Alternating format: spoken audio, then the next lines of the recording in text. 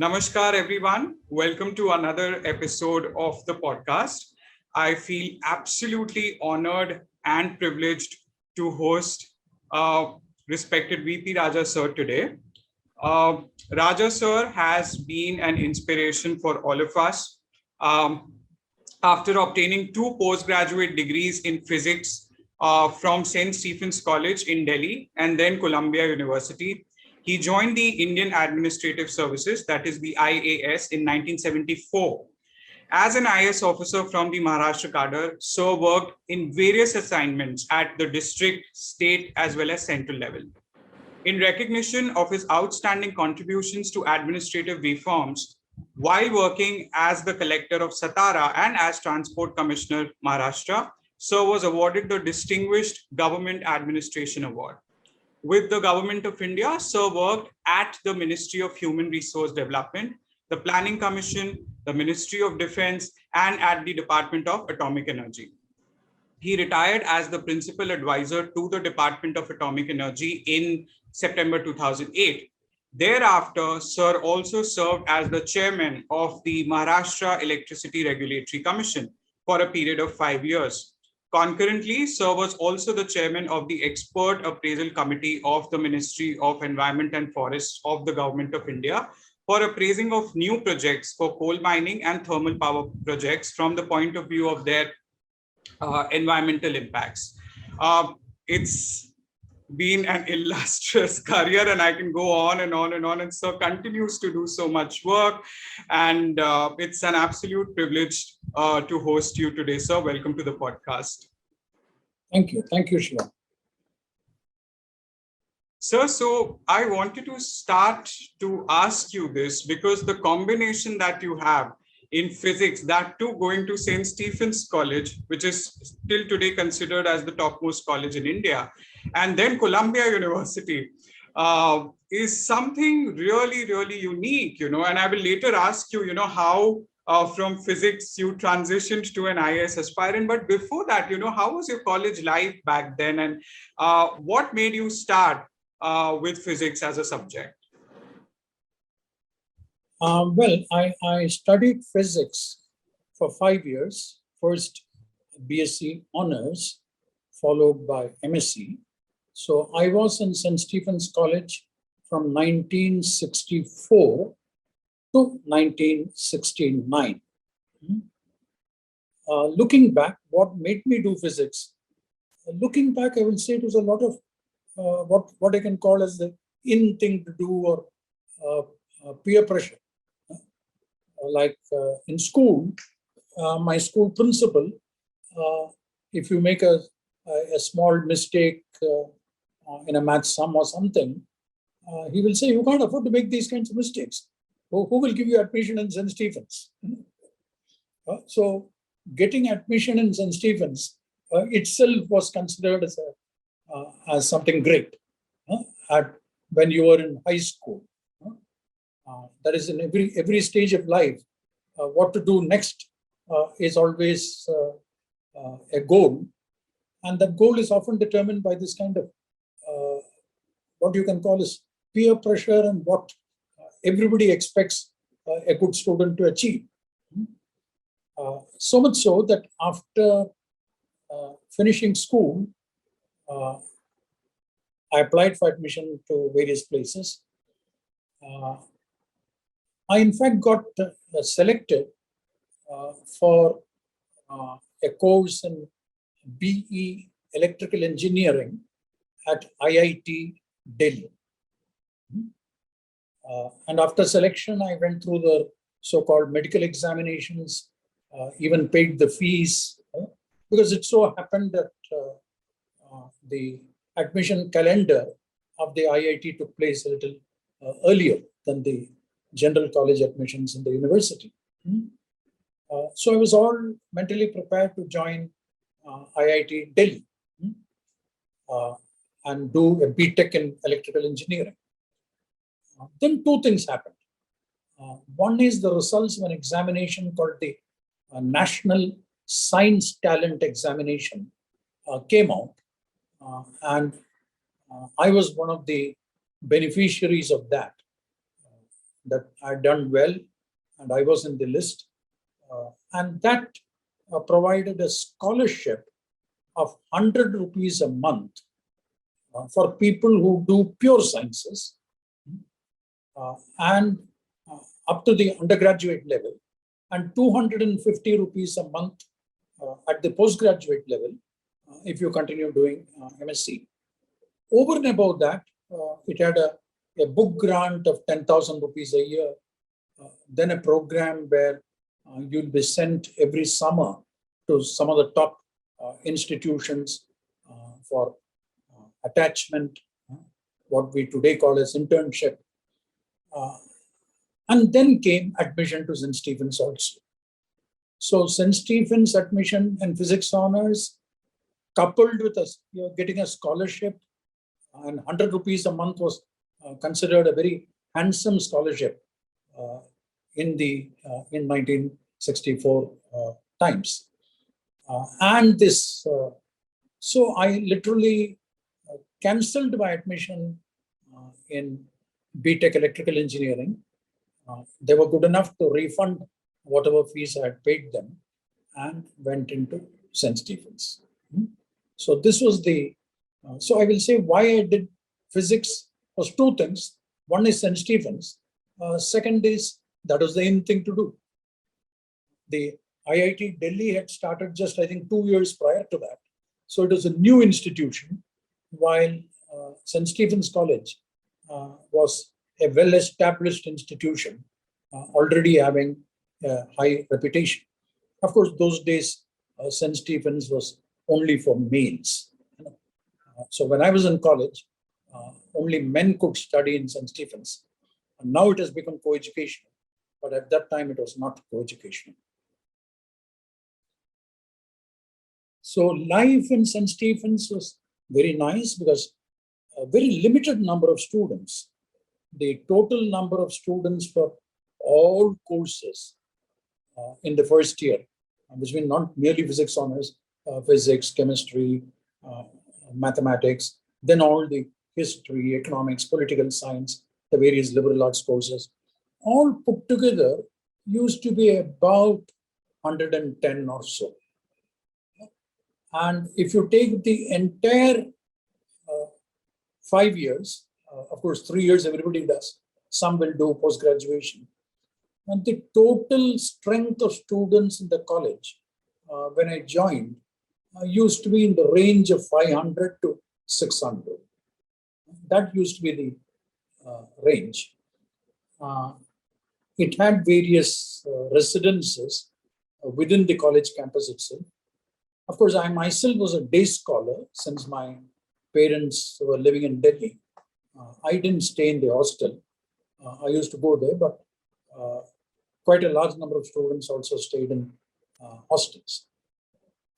So it was a very good atmosphere, and the college used to have a system of counselors for every student. So you had a counselor for you, one of the professors, not necessarily of the subject which you're doing. Every hostel had a resident professor who used to stay in the hostel, and these residential professors also used to function as counselors for a certain number of students. So you have to meet them once a week just for he's your friend, philosopher, and guide.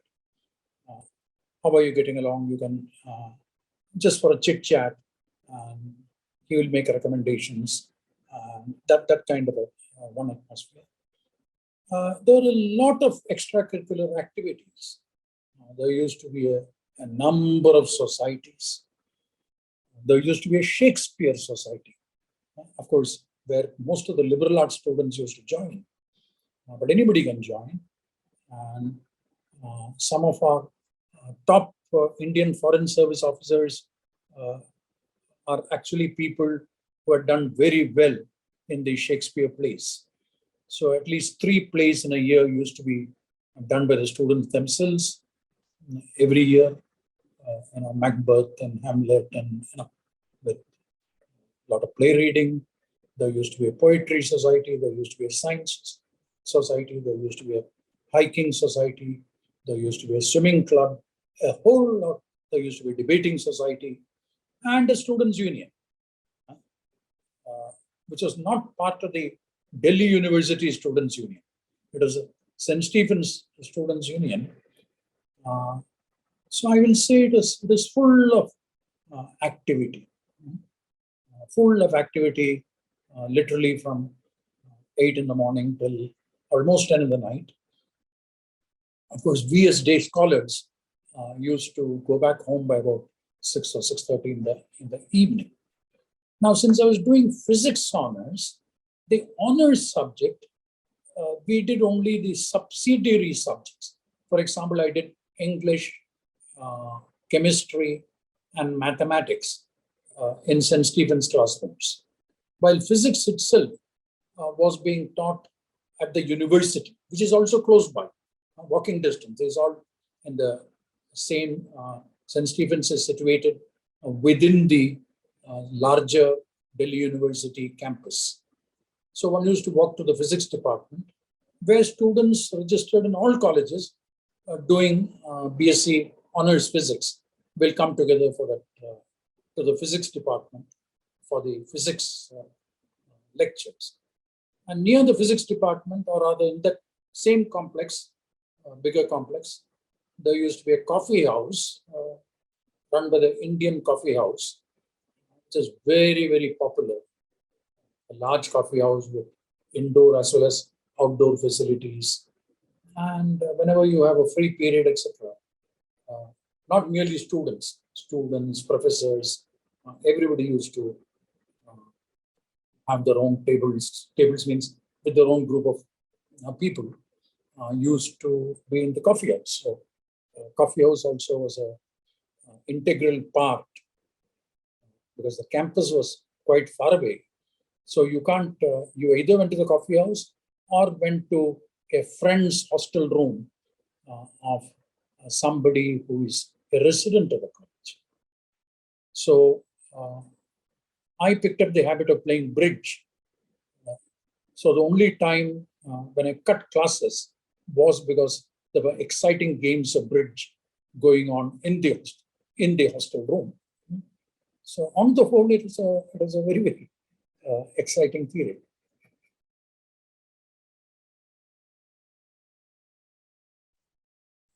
And so, how was your experience at Columbia University? And at what point did you decide that you want to pursue higher studies abroad? And how was the experience like? You see, again in St. Stephen's and also in the physics department of Delhi University, the professors were very good. So the recommendations carried weight. And the professors were, in the physics department, were so-called internationally known professors. So just a recommendation from them means you get admission as well as scholarship, fellowship, because of the quality of the physics department. St. Stephen's themselves, the most popular scholarship was the so-called Rhodes Scholarship. And every year, at least one or two boys from St. Stephen's became Rhodes Scholars. But mostly that used to be people doing history or political science, that kind of subjects or literature. So I got admission because I was doing some particle physics. And one professor, two professors, Professor S.N. Biswas and Professor A.N. Mitra, who were teaching particle physics, they felt, well, you should do still higher studies in this, and the right place for you is these two places. So either Columbia or Princeton. And so literally they asked me to fill up the forms. In those days, we had to pay an admission fee of $10 US, and converting Indian rupees to a US dollar, etc., used to be a very complex phenomenon. So that also the professors used to help by telling one of the colleagues, you pay the admission fee for him, we'll settle it later. So that's the way it used to work. Plus, as I said, as part of a science talent scholarship, during the summer months, when the college is closed, I was invariably attached to some top physics institute. I had the opportunity of spending one summer at the Saha Institute of Nuclear Physics in Calcutta, another summer at the Tata Institute of Fundamental Research in Mumbai, a third summer at the Indian Institute of Science, Bangalore, and the fourth summer at IIT Kanpur. And these were all part of the National Science Talent Scheme, where they kind of put you in some set, not just you, there will be 15, 20 science talent scholars from various places. And you spend the summer together. And that is also a great thing. So you are all, in fact, they even produced a booklet, the National Council of Educational Research and Training, which is administering the Science Talent Scholarship Program. They produced a small booklet called Scientists of Tomorrow. Somewhere in my house, that booklet is lying around, where I'm also termed as a scientist of tomorrow. That is the situation in the late 60s.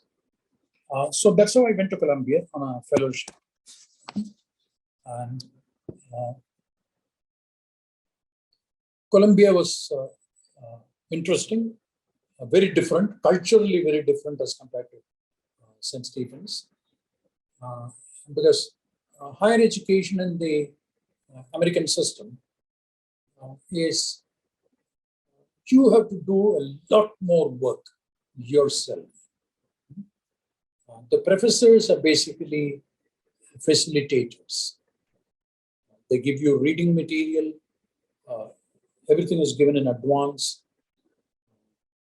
They give you topics for research, various things. Of course, they take classes.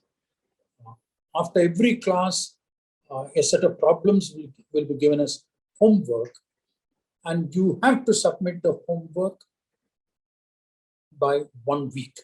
So suppose there is a class on Monday and Wednesdays. On Wednesday, homework will be given for the classes held on Monday and Wednesday. And you have to submit the homework next Wednesday. Suppose you fail to submit it, you'll get 0 marks, but still you have to submit it. If you don't submit it, like this, so every week there are homework from every professor.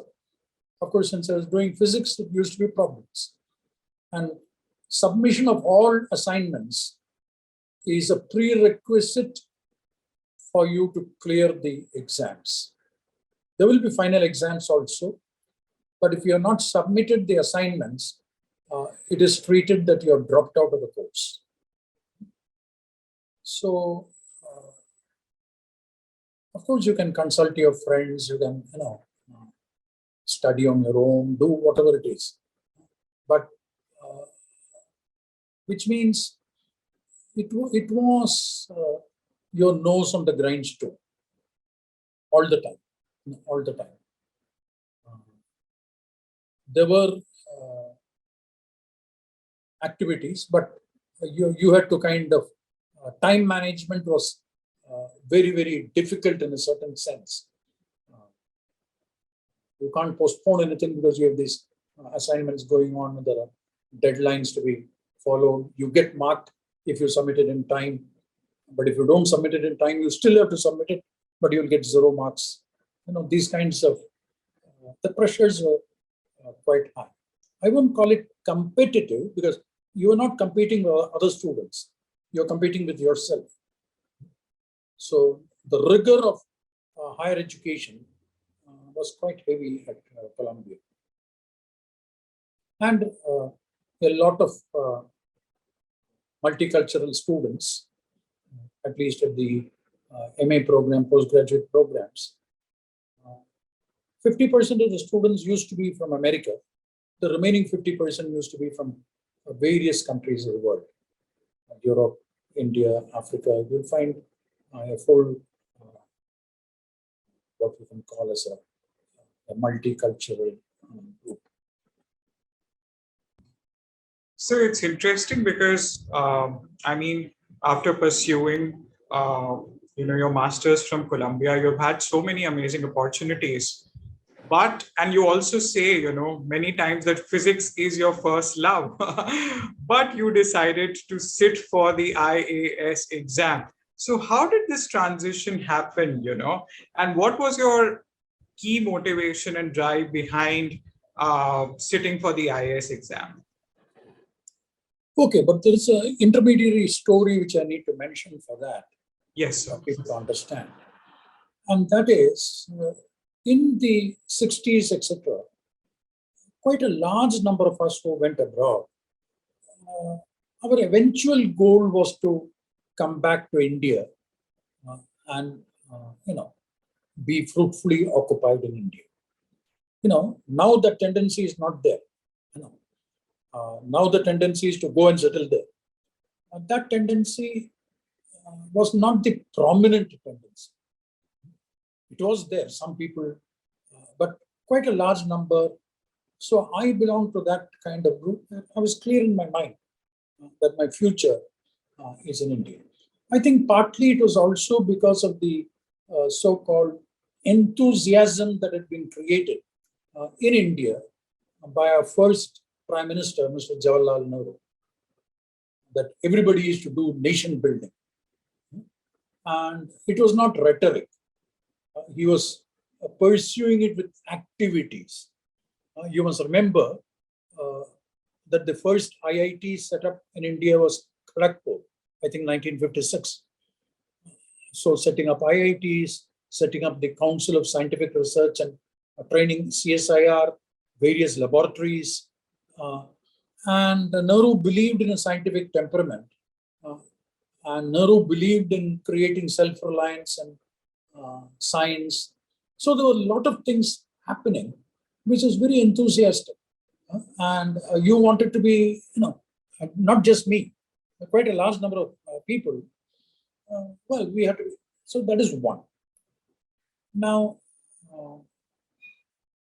I had finished my MSc, and you continue to pursue your PhD. You're still there. Then, whenever some important people looking for Indians who want to come back to India and serve India, when they come, they visit universities, and the universities advertise as that in the notice boards, etc. So a gentleman called Mr. Vinay Bharatram. Vinay Bharatram is the son of Mr. Bharatram. Bharatram and Charatram, his brother, they were the big leaders of a big industry in North India called DCM, Delhi Cloth Mills. That itself was part of a larger conglomerate called the Shriram Group of Industries. So Lala Shriram, the father of Bharatram and Charatram, was the empire, much like these days we talk of Dhirubhai Ambani and Mukesh Ambani and Anil Ambani as the children. So one of the big industrialists in India at that time was a person called Lala Shriram. And they had two main businesses. One was textiles, which was looked after by this Delhi Cloth Mills, the entire textile chain. Another was chemicals. So chemicals was with Charatram, textiles was with Bharatram. And Bharatram's son is Vinay Bharatram. Vinay Bharatram had son of an industrial family, had done his MBA, had finished his MBA at the Harvard Business School. And then came back to India and told his father that he will like to do something new. Not the traditional textile business, but something new. And the father encouraged him, okay, go ahead, do it. And that gave birth to an organization called DCM Data Products. This was around 1969, 70. They had started setting up something called DCM Data Products.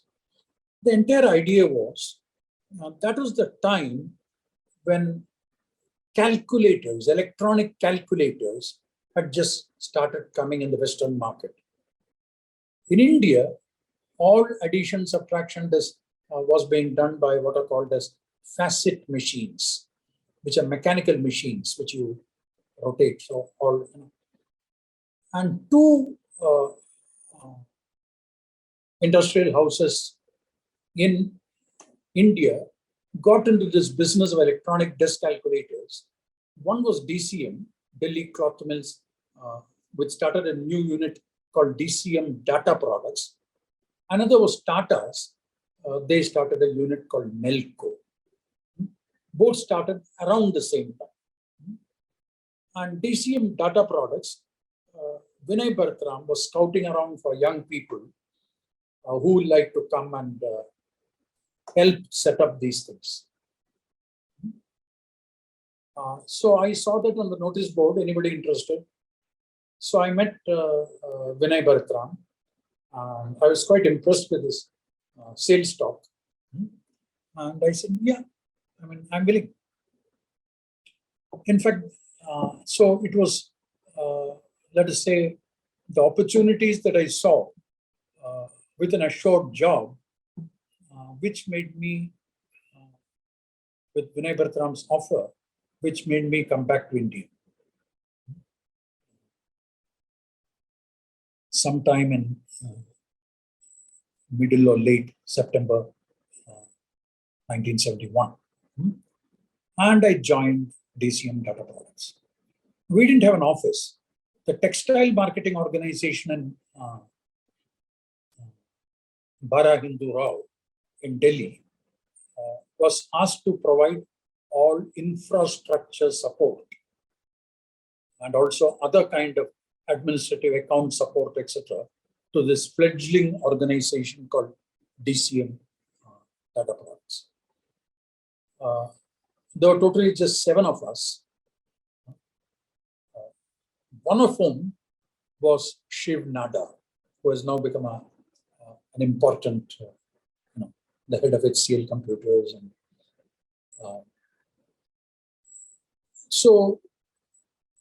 and one person called SD Mani, who had been picked up from Bharat Electronic, not Bharat Electronic, from ITI, Indian Telephone Industries, Bangalore. So he was made in charge of production. So only totally 7 of us. So all of us knew everything. We knew production, we knew manufacturing, we knew sales, because it is a small group and starting a new product.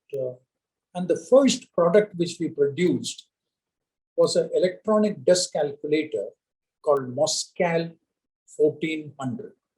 So Moscal stands for Metal Oxide Semiconductor Calculator. Moscal 1400 because it could have 14 displays, digital displays. So Moscal 1400 was the first machine which we produced. Since 7 of us, everybody knew everybody, and it was almost like a household setup. So then I was asked to go to Calcutta and look after sales in the Calcutta region. The entire idea is you book orders. After booking orders, you fabricate this Moscal 1400. So how much you will produce depends on how many orders you're booked. So I worked, that is also a very rewarding experience because I got to know a lot of things, and I used to meet a variety of people. I had 4 sales engineers to assist me in the eastern region. Headquarters was Calcutta. We are again given an office by the textile people at a place called Crown Aluminium Building near Chaurangi. And met a lot of people, etc. Wide exposure. But with all that, as I was working, since I knew everything, to cut a long story short, the total cost which we were incurring for producing one electronic desk calculator was about 1,200 rupees. But we were selling it for 7,500 rupees. That was the kind of markup. And during my Columbia days, whenever I was not doing physics, my study used to be the writings of Karl Marx. Of course, my readings in philosophy increased for another reason, which had to do with physics. So I found this kind of markup rather something not fair. So I started asking questions to myself, not to what is happening to this extra money? Who is getting it? Obviously, the owners are getting it. The shareholders of the company are getting it. But something which costs 1,200 rupees, okay, you sell it for 2,500, even then you're getting 100% margin. But the pricing of 7,500 is because, well, market is prepared to pay. You're able to sell it. It is this which said, it is not fitting into my conscience. I didn't tell anybody, but it used to create a lot of. Second thing is, I found that this product, Moscal 1400, which we were producing, only two things were being done in India. One was the plastic cover in which all this was being put, rather the plastic mold, which was being molded by a company called Bright Plastics in Mumbai. Another, you need circuit boards, where there's some circuitry involved in it.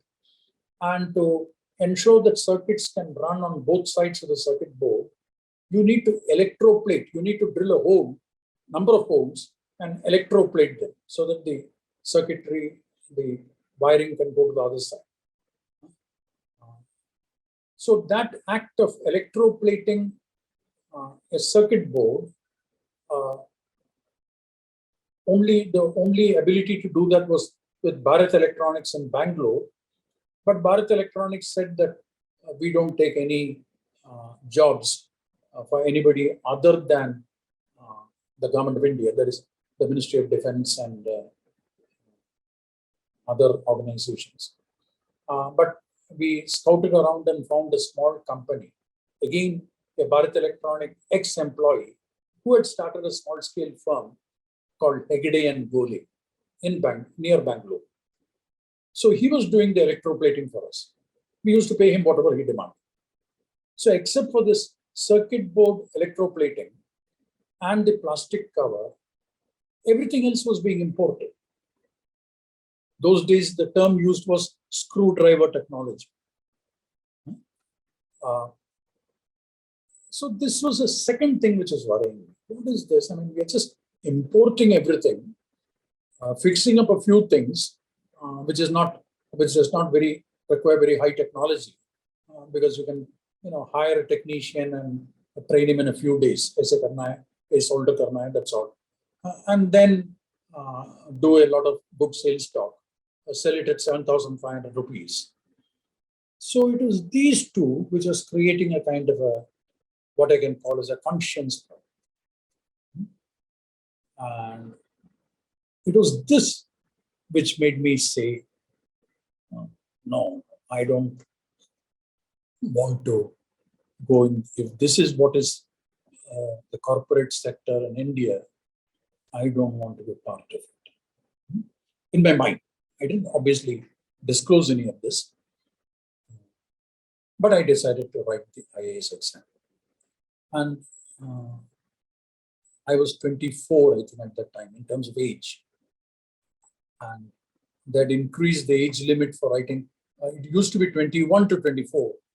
I think they increased the age limit to 25 or 26 at that time.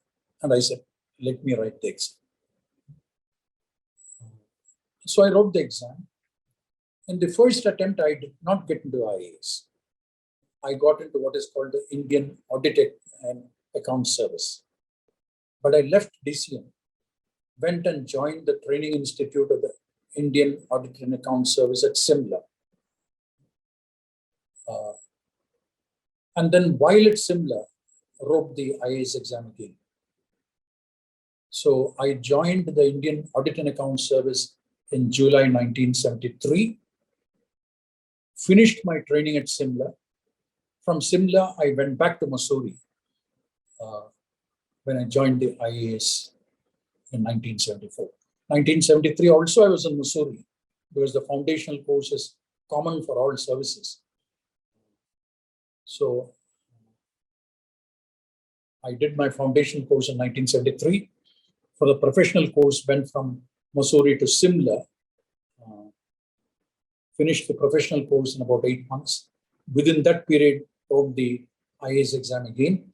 And in 1974, July 1974, from Simla, I shifted back to Mussoorie. So that's how I came into the IAS. Thank you, sir. So since 1973 till 2022, I mean, it's almost half a century of public life and so many rich experiences. And as I've mentioned before, during your illustrious career, you have held so many different positions at the state as well as central level. What have been some of your key learnings and reflections if you look back at this journey, which you would like to share with our viewers? See, one keeps on learning oneself. Some of my early learnings, which I continue to use later on, in a sense, continue to use even today. First is, in my posting as CEO Zilla Parishad at Alibag, that's the first time you work with a political executive. So I was the chief executive officer, but there was an elected body called the Zilla Parishad, and there was a president of the Zilla Parishad.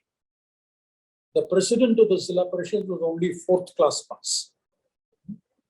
While here I am with the best degrees of the world, etc., etc. But that posting helped me because, to be very frank, I learned as much from that 4th class pass president of the Zilla Parishad as I had learned from some of the Nobel laureates in physics who were my professors at Columbia. So a very, very important change occurred in me. That is what I will call as the arrogance that comes from feeling that I know so much more than others. That arrogance more or less got substantially reduced when I found that there is so much to learn from these people. On ground, we implemented a number of projects which could not have been done without the help of the president and his political workers and his team. One was when the district where I was working, Alibag, that is a Raigad district, had a big attack of the stem borer pest. This area is full of paddy. Right now, since we had heavy rains in the last 2 weeks, right now, if you go to Alibag, Pen, that area, paddy cultivation will be going on. There is paddy plantations, and very soon, you have to replant all that. That work will be going on now. So it's basically a paddy belt. Now, stem borer is a pest. Of course, the paddy crop goes on. It will take 3 months or so. 3 to 4 months. But one of the pests that can attack is a pest called the stem borer. As the name suggests, in Marathi it is called Khod Kida. It bores through the stem, eats up all that, everything from outside will look nice. But when you harvest the crop, you find that 60-70% of the grain has actually been eaten up by this very fine pest called the stem borer. It goes as a larva inside the stem. Then after it has done its job, it comes back and goes back to the pupal stage and remains. So the only method of getting rid of the stem borer is, after harvest, you must physically pluck out everything that is in the earth. And that can't be done by plowing. It has to be done manually. Because if you plow it, it will go back to the soil and then burn it. So such a program we implemented, and for about 2 months, myself and this President Zilla Parishad, we used to travel together from about 7 in the morning and visit 4 or 5 villages. Of course, a convoy of 3-4 jeeps will follow us. The president will call a meeting, ask everybody to go to the field to pluck this, and we had a scheme by which if you bring 1 ton of this, we'll give you so many rupees. That is the scheme. But it has to be done 100%. Because if you do it and your neighbor's farm doesn't do it, it doesn't help. And during this travel, when we are traveling from one village to another, we used to discuss various things. And I found this 4th class pass actually knew all the works of M.N. Roy. He was from the Peasants and Workers Party.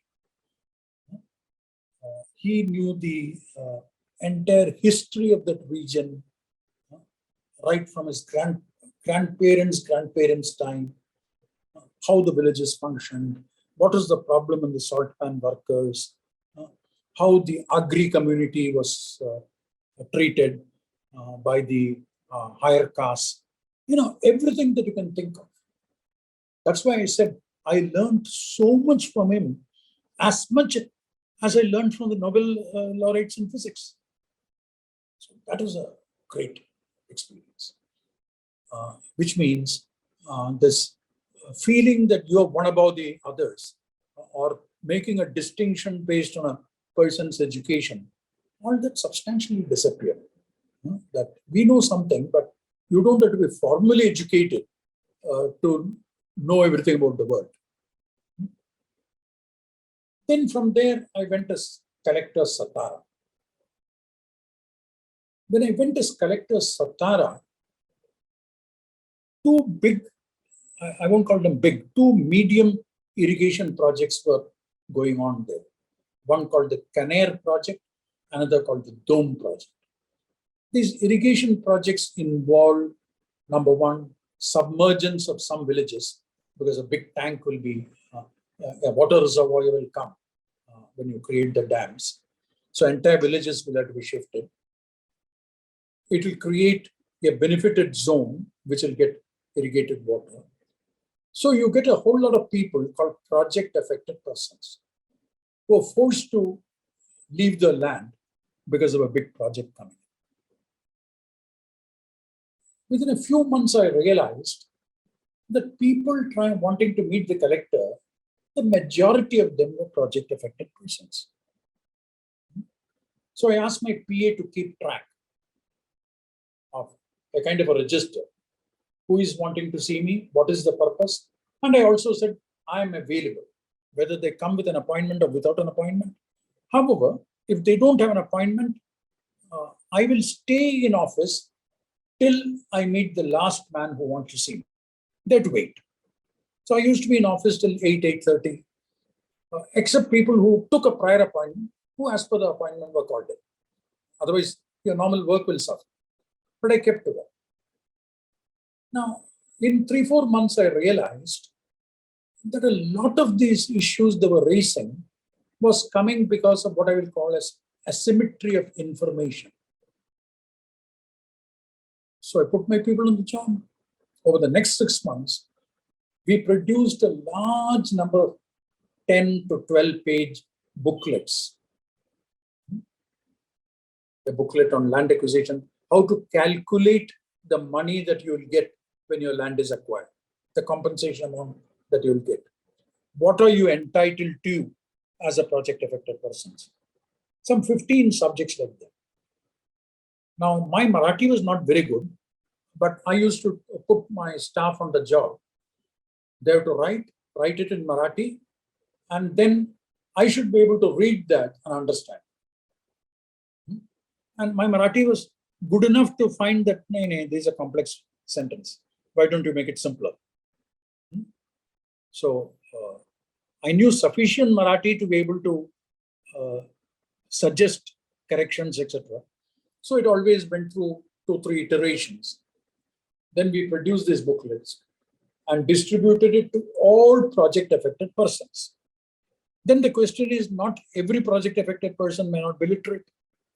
So I had programs that it should be read out in the villages where project affected persons are there by the elders, by the people who are literate. And this actually helped. So from there, what I deduced was, when people come to you with a problem, you try your best to solve the problem. But along with that, ask another question: is this a symptom of a larger disease? And can I do something to resolve that larger disease? There's no textbook teaches you, no education teaches you. It is just doing your job sincerely and common sense. And this experience I learned at Satara. It worked wonders, which I've used in the rest of my search. Number one, have open access, which means anybody should be able to meet you. There cannot be any, if you're a top officer, there should not be, anybody who wants to see you should be allowed to see you. With appointment, without appointment, you have a certain time and anybody can meet you every day. So that, you don't have people screening visitors for you. Second is, that is very important because that is what gives you feedback about what is happening. And then solve his problem to the extent possible. If it is not possible, tell him why it is not possible. And then ask this question: is this a symptom of a larger disease? And what can I do to resolve the larger disease? In fact, I used the same phenomenon when I became Transport Commissioner in Maharashtra. I found the real problem in the RTO offices was these agents and touts, and nobody knows the procedure. So the easiest is, let me give 1,000 rupees to an intermediary, an agent, and let him do the job for me. So many things. Luckily, I was Transport Commissioner for 4 years. So one of the things I took up was how to reduce the number of times a motorist needs to come to the RTO office. So I started the system of lifetime taxation. If you're buying a vehicle and you know that you're going to be settled in this state only, at the time of registering the vehicle, pay the lifetime tax on that vehicle. So for tax, you don't have to come every year. I started the philosophy of making driving licenses valid, I think if I remember, for 10 years or 15 years, and more or less automatic renewal as long as it is done till the age of 60. Only after 60, further medical examinations are required. I allowed taxes to be collected through post offices. The entire idea was how to reduce the number of times a person needs to come to the RTO office. I came with that idea with the same thing. That is, when the number of employees you have is not able to cope up with the demand, cutting the queue happens through corruption. I pay a higher amount. I even went to the extent of authorizing, I was responsible for starting this pollution under control.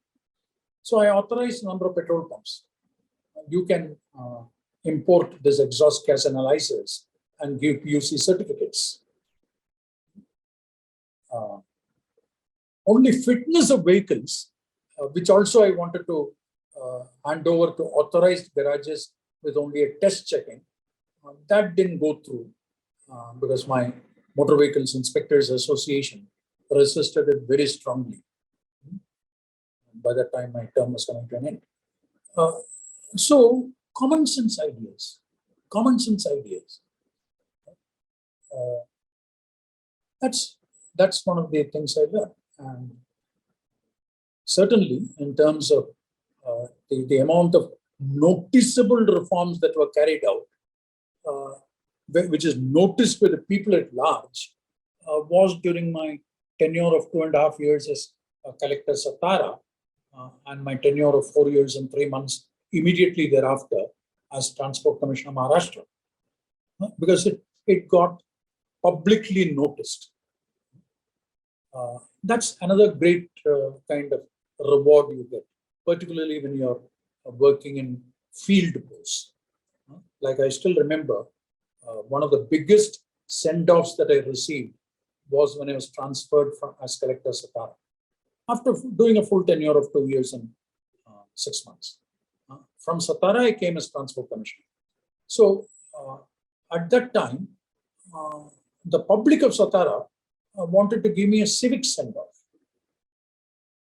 And my send-off was in the biggest stadium in Satara.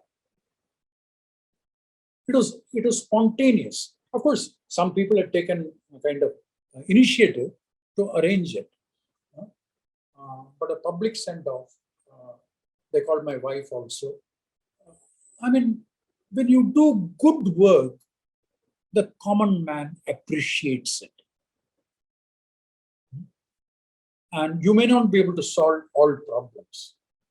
But the moment they know that he's just, he doesn't get influenced by either, carrots or sticks, doesn't get influenced by one political group or the other. People know. You don't have to be educated. Everybody knows what is happening. And when the collector is like that, 80% of the staff fall in line. That's why leaders are so important. And the leadership has to be, you have to walk your talk. You can't say something and do something else. An expression which I often use is this expression that whenever a decision is taken, number one, it's a decision. Number two, it is a signal to a large number of people about the fairness and impartiality of the decision. And good governance has to do a lot with the reputation that gets built up, where even the aggrieved person says, yeah, it didn't go in our favor, but I can't, I have nothing against him. Yes, I think that's perhaps the major learning, I would say. Thank you, sir. The fact that the decision has to be just and impartial is something especially a lot of lawyers can resonate with. And on that, I want to ask you a question, because you have had the occasion of heading certain quasi-judicial bodies as well. In fact, you were the chairman of the Maharashtra Electricity Regulatory Commission, and you've had some of the best lawyers also appear before you and argue before you. So what are, coming with that kind of an administrative experience, and having worked in so many capacities, when you took charge of, let's say, a body like MERC, What were the qualities that you noticed that lawyers who appeared before you possessed, and what are the skills that you think that they should work on, especially when they are appearing before any court or tribunal? Number one, they should be hardworking, which means before you appear before a judicial body, a quasi-judicial body, or MERC was a quasi-judicial body, you must have really studied the brief of your client, understood the issues, and there is no shortcut to it. If you have understood the issues, and which can come only with hard work and whatever team you have, if you can't do everything, the assistance you have in terms of that is number one. Number two, the ability to clearly in your mind determine what are the issues of fact and what are the issues of law.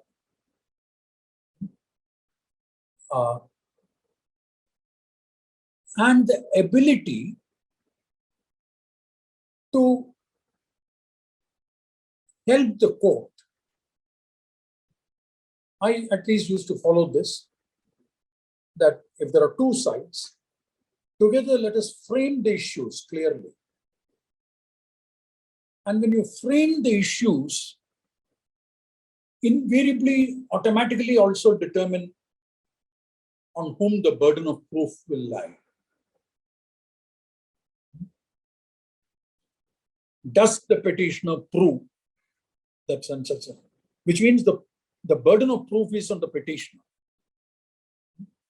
So I think framing of issues, and that is the stages when you're able to see the lawyers who is good. Because lawyers who are not able to identify the issues of fact and the issues of law precisely are not going to be of great assistance. You can't get angry with them, but that's the first, you immediately know that, that second is,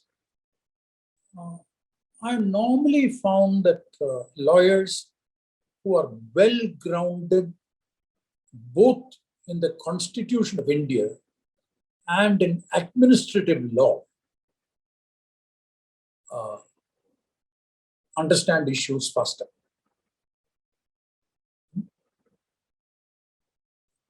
And to that, I will also add the Evidence Act. Constitution, administrative law, and the Evidence Act, the Indian Evidence Act.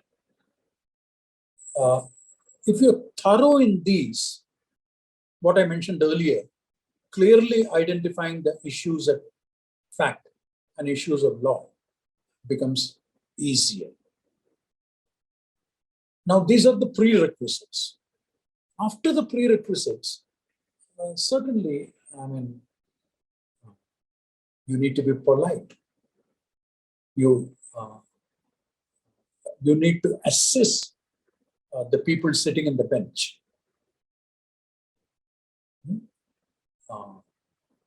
You may agree, you may have a strong view, but that is not the place where you are aggressive. You can be firm without being aggressive. I've seen some outstanding lawyers who argue the client's case very well, but with complete politeness and complete decorum in the words they use, without anger. I think that to a large extent, I presume, depends on the language skills. You see, often people, if they have to struggle for words, they lose temper. So in addition to everything, your language skills are very important. The higher your vocabulary, in whatever language you're arguing. Of course, MERC used to work on the English language, but these days, district courts and lower courts are in the local language. I've appeared as a witness in some of these courts when I've noticed that in the Maharashtra courts, it's by and large Marathi. I've also tried to answer in Marathi, but then I take the permission of the court, saying ki, if I'm allowed to speak in English, I'll be able to explain this still better. Then normally, without exception, the court says, yes, go ahead. So whatever is the language, your vocabulary in that language should be very good. Because if you understood something, there should be no difficulty expressing it. So understanding, expressing ability of the language.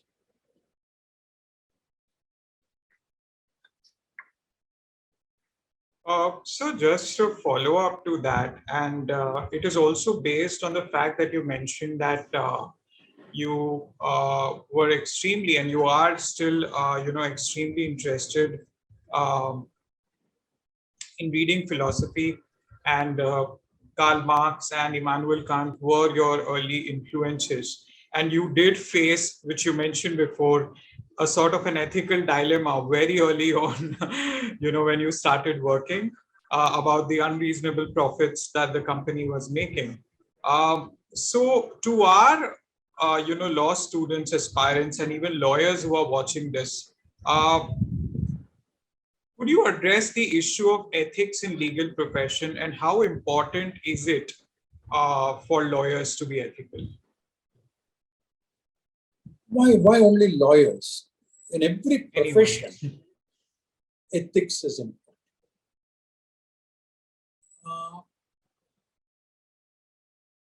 But I often ask this question: can we teach ethics? After all, educational institutions all teach the subject matter for which you have come to learn. I really don't have an answer. I personally believe that ethics comes from, number one, your family background, your upbringing, so to say. Number two, from the first few people under whom you work, under whom you start your career, let us say the first 7-8 years, the gentleman or lady who mentors you has a lot of impact. And number three, your study of what I will broadly call as the liberal arts: history, philosophy, music, religion, spirituality.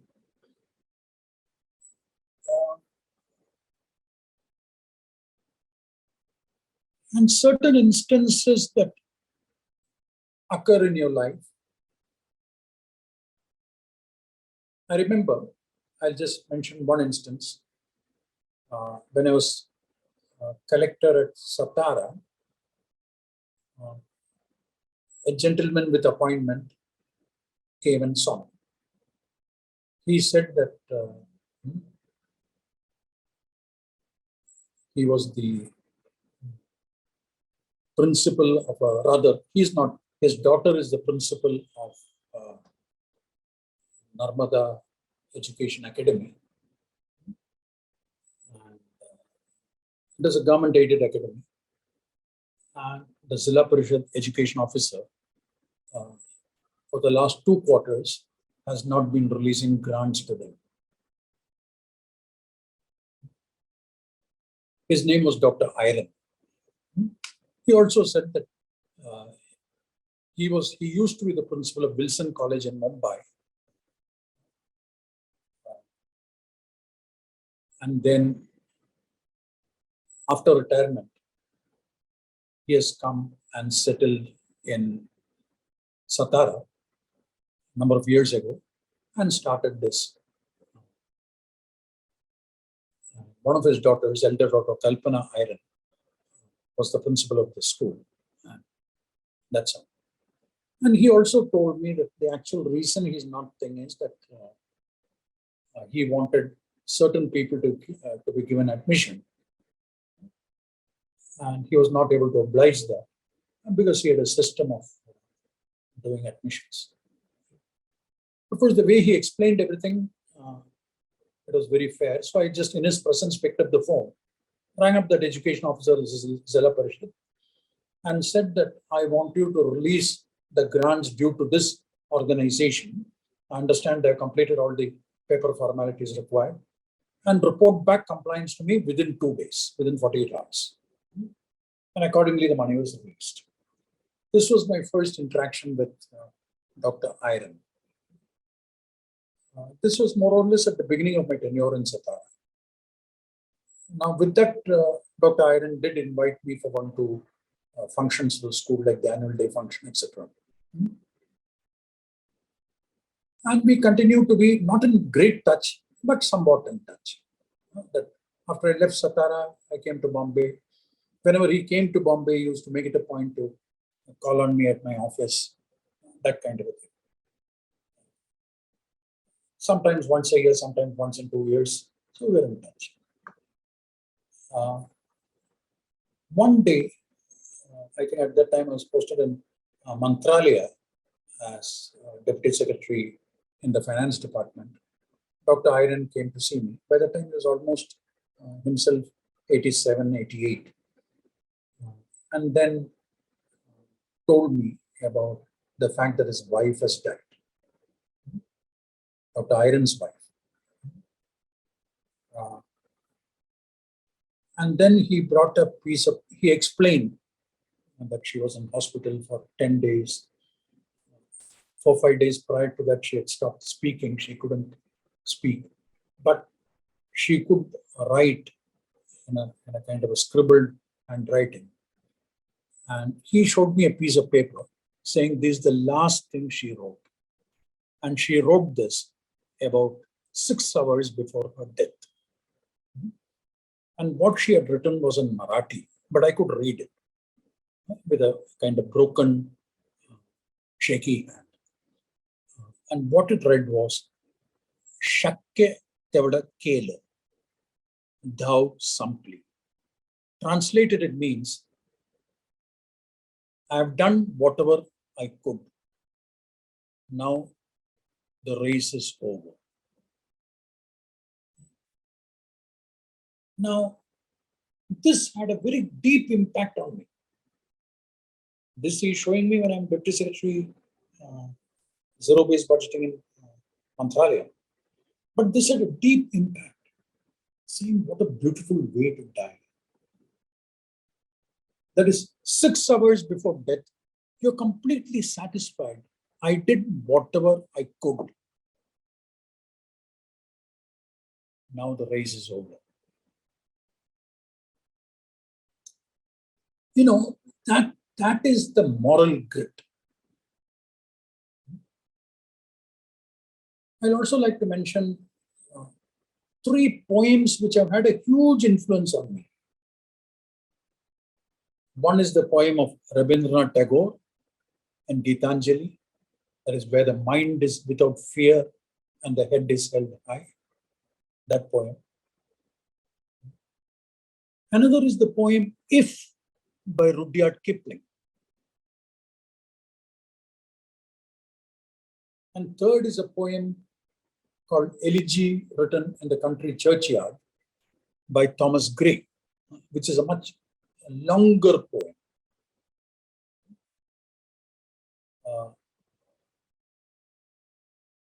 So these things have a kind of an influence on your subconscious. And I have found some of these poems come into my consciousness whenever I'm faced with an ethical dilemma. And then the moment that comes, I know that I will do what my inner voice tells me is the right thing to do. So that's why I feel that ethics comes in. Of course, the greatest, what I will call as the danger to ethics comes from temptations. And what are those temptations? The biggest temptation is quick money or quick rewards. But that's a kind of a quid pro quo. How can you have a quid pro quo in decision making? But if you want to resist the temptation, you need some force in your consciousness which is still higher, which says, no, the decision has nothing to do with this. Easy to preach, very difficult. That's why, that's why sometimes I feel that people should, instead of saying that after retirement, now in the last stage of my life, I will start reading the Bhagavad Gita or spiritual literature, I don't think makes any sense. You have to have certain amount of philosophy, called religion, these music, the liberal arts, or poetry, things which give you wisdom to make judgments in an ethical fashion. So ethics is important to all professions, including the legal profession. And so, I mean, you told about 3 poems that had an influence of you. What about role models? Because this podcast is about inspiring our budding lawyers to strive for excellence through the journeys of role models. So I want to ask you, who were your role models, or rather, who are your role models, and why? You see, when I joined Mussoorie, the National Academy of Administration, which is now called the Lal Bahadur Shastri National Academy of Administration, clearly my role model was a gentleman called Mr. B.N. Uganda, who is no more. In fact,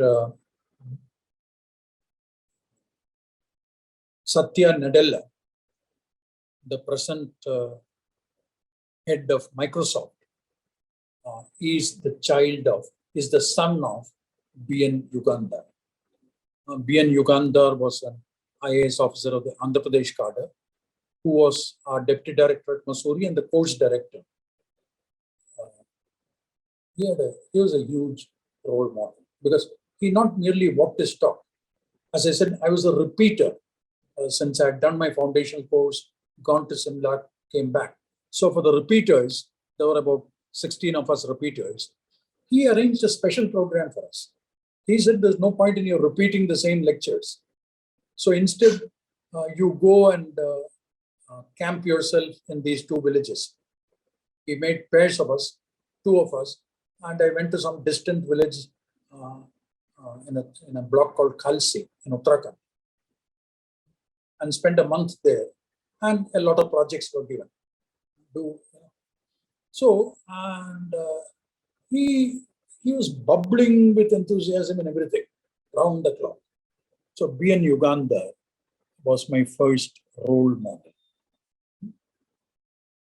Then after I came to districts, the first district where I worked was Nanded, where I was assistant collector under training. And thereafter, I was posted as regular assistant collector at Aurangabad. The divisional commissioner of Aurangabad, a gentleman called D.N. Kapoor, was another great role model. He's also no more now.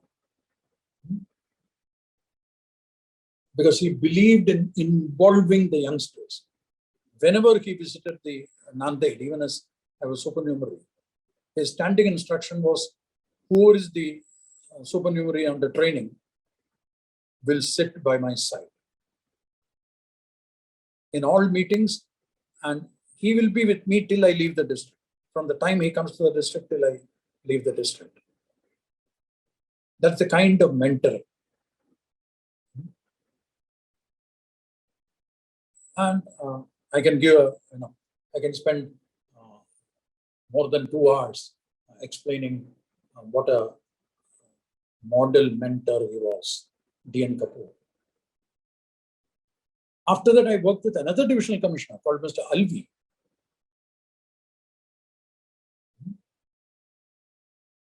who, whenever he wanted to give you advice, called you over to his house for breakfast.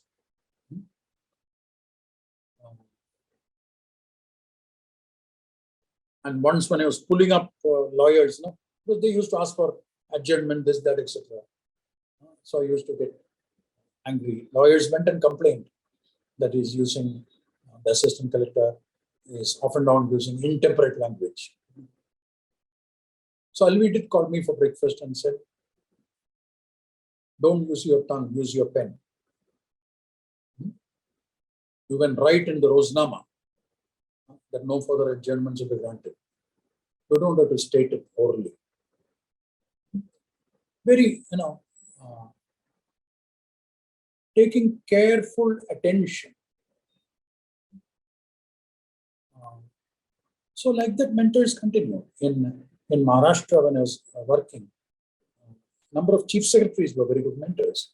I can name Mr. R.D. Pradhan, who is no more now.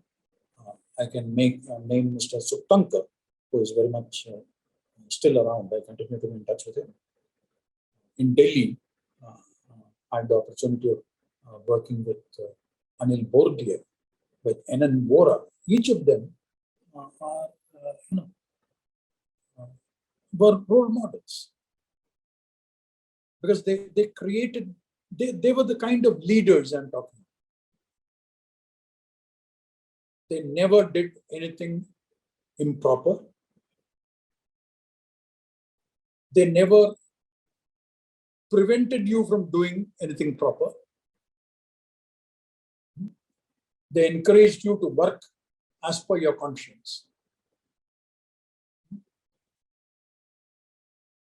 And if after that they want to disagree with you, they called you and explained that these are the situations. So I'm going to take a slightly different stand from what you're recommending. So the boss and the boss's boss under whom you work are very important. And I think that is true in every vocation, once again. And that requires luck, I suppose, because you can't choose your bosses.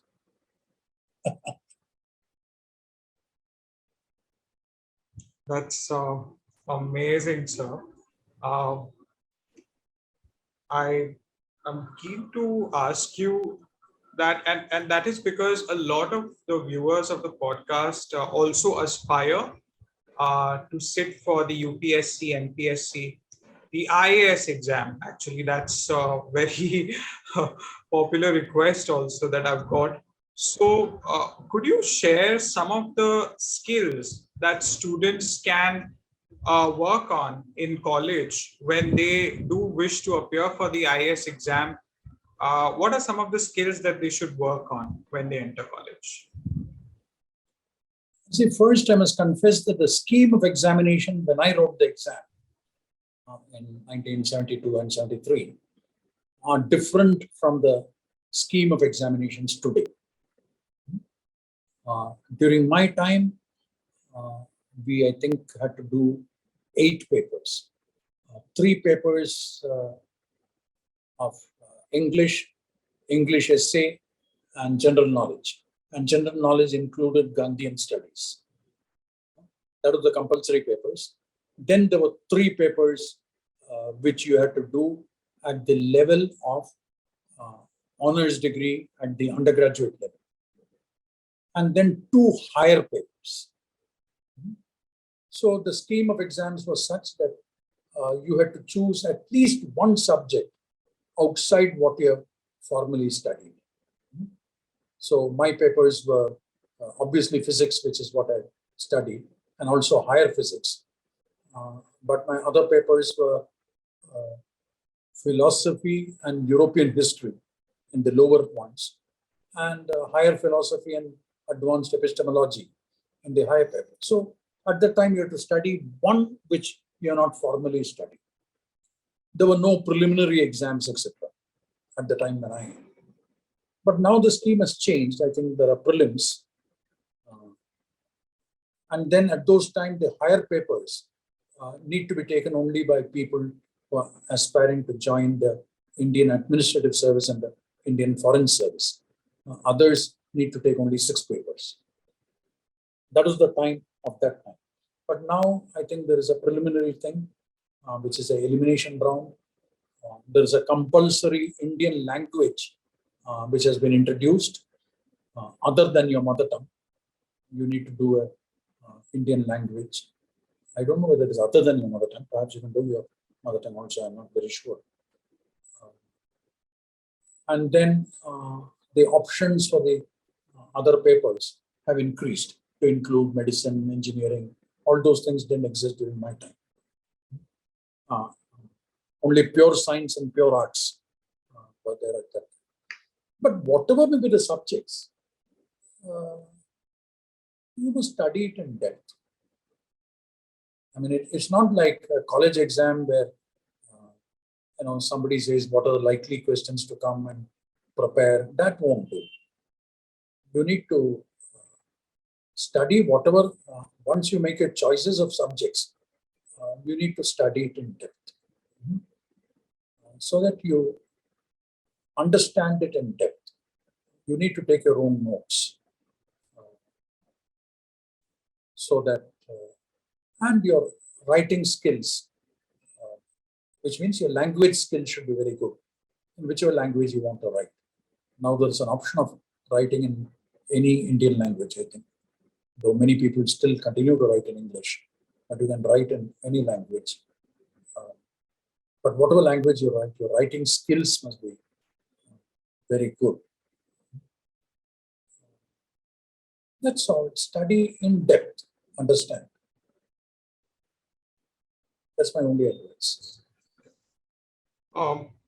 So that's a wrap, sir. Any parting words of wisdom for the viewers of the show who are normally budding lawyers, law aspirants, and policy students? Trust yourself. I mean, I think every human being has talent. God has made all of us with the same hardware. How we utilize our 24 hours is completely up to us. So nothing is impossible. There is nothing called rocket science. If you apply your mind, it's always good to do something which interests you. Obviously, your efficiency goes up when you do something which interests you, or you start getting interested in what you're doing. In the IAS, for example, you get transferred into various jobs. So my philosophy has been that whatever is the job, you understand it in depth. And the moment you go into depth, you will automatically get interested. Because there is, you learn. When you learn new things, but if you try to superficially try to understand, you can't succeed, either in your job or in whatever you're doing. You have to,